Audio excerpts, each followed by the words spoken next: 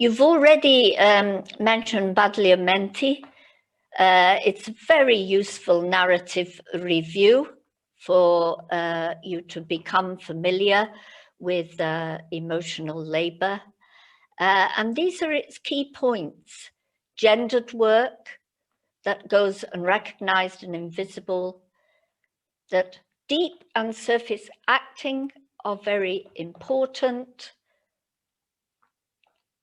stress and burnout, if we don't learn and get supported to manage our emotional labour, will be a consequence. And I think you've given us very clear messages there, Paula. Next slide, please.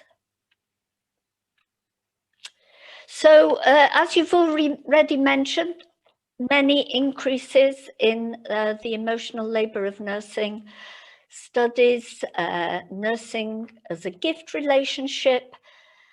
So I think this was, to some extent, a critique that we can give of ourselves as well as needing to manage our emotions.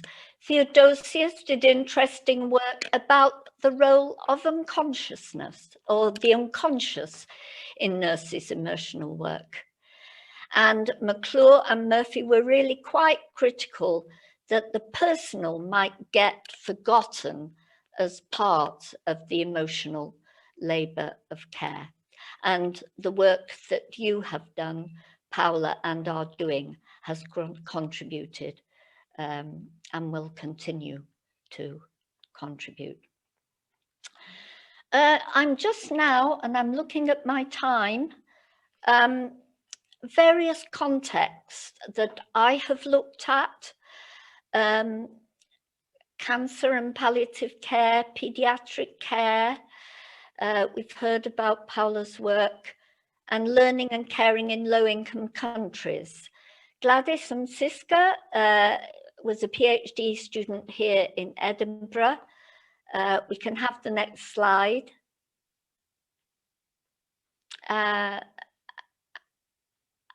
And we'll come back to hear a bit more about her work.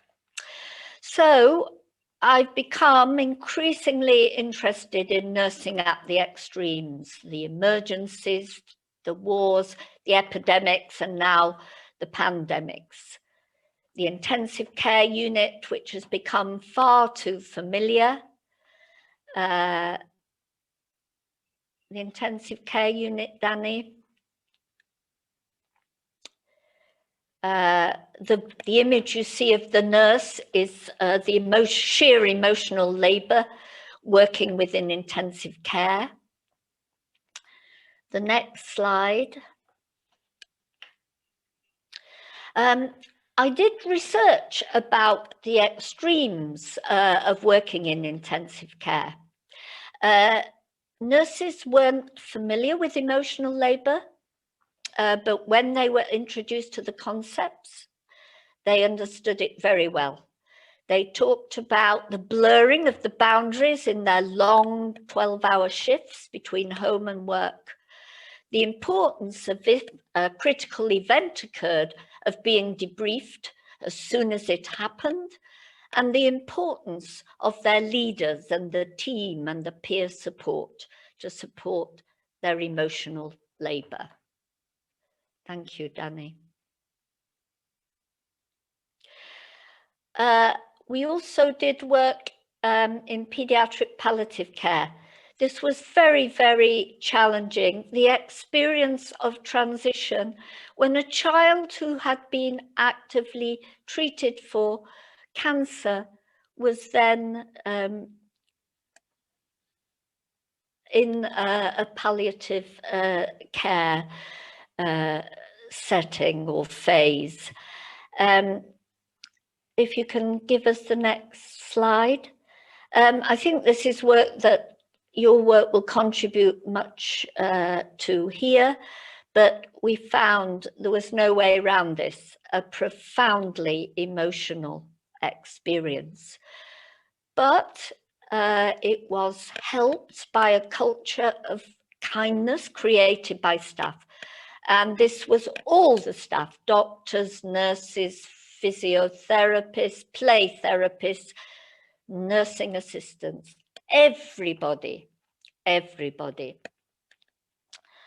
And this made the parents and their children feel cared for in this very, very difficult time. But it also, this culture of kindness, allowed staff to be compassionate to each other. Next slide, please. I mentioned Gladys, a PhD student here in Edinburgh. And this was really important for looking at emotions in Malawi, for caring in a low-income, low-resource country that has been even more challenged with all the inequalities we have seen during the pandemic. Here we see women, mothers, waiting in the antenatal clinics. There has been a lot of work done on the emotional labour of midwifery by Billy Hunter, which some of you may be interested in. Next slide. So Gladys's PhD was looking at the clinical learning experiences of student nurses in Malawi. And in particular, she found the challenges of caring for people with HIV and AIDS. So she really studied the importance of the emotional labour and compassionate care, how it helped the students to remain engaged. Next slide, please. So here they were, this student. So despite all these challenges, the nurses had caring at their heart. Could you, sorry, go back to the last slide. Thank you. I think this is quite important, this point, that they would leave their problems at home, leave them at the door. And there was also that idea that when you leave the ward, you left your emotions at the door. Thank you, Danny. Now, this was what was important for Danny, for Gladys, sorry, Danny. The student nurses' learning trajectory, or their journey, that at the beginning, they were quite detached, but through learning to do emotional labour, it led to them being able to care and for this emotional labour to produce compassionate care that then reduced their anxiety. Who would we have thought? We thought Ebola and hemorrhagic fever, sorry, last slide, were what we were seeing in Africa. But the pandemic, COVID-19, hit the world, and next slide, Danny. We saw that these